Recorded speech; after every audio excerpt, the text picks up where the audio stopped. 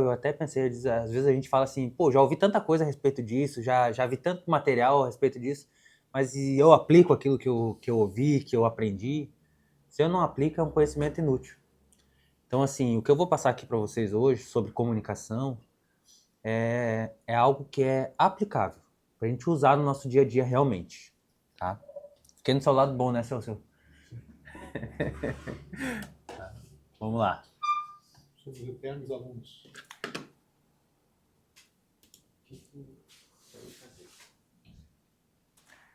Então, eu montei um material aqui e, assim, a nossa relação com o cliente. A nossa relação com o cliente. Qual que é a primeira comunicação com relação ao cliente que a gente tem? A nossa. Qual que é a nossa primeira comunicação com o cliente? Qual que é, Celso? Se apresentar, fazer a apresentação. Sim. Qual que é, Raquel? Eu acho que a apresentação e depois fazer perguntas. O Cleverton tá certo. Depende. Porque depende se é por ligação, se é presencial, se vai encontrar num restaurante, se vai encontrar numa reunião na imobiliária. Então, a primeira comunicação com o cliente vai depender do ambiente que a gente está. Por que eu dividi isso em dois?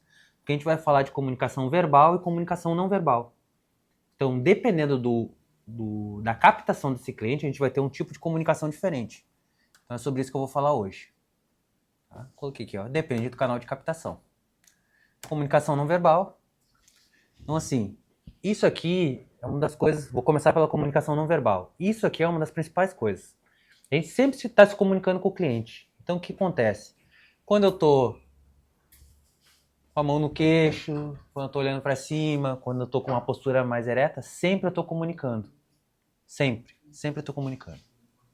Então, o que cada pessoa aqui está comunicando? Se fosse para uma entrevista de emprego, né? Ou se fosse numa entrevista, ou se fosse numa reunião com um cliente, como que o cliente está se comportando? Tem um livro muito bacana que é O Corpo Fala, né? Eu recomendo vocês dar uma lida no material lá, depois que tu lê esse livro, tu começa a perceber melhor as pessoas. Então, quando a gente está falando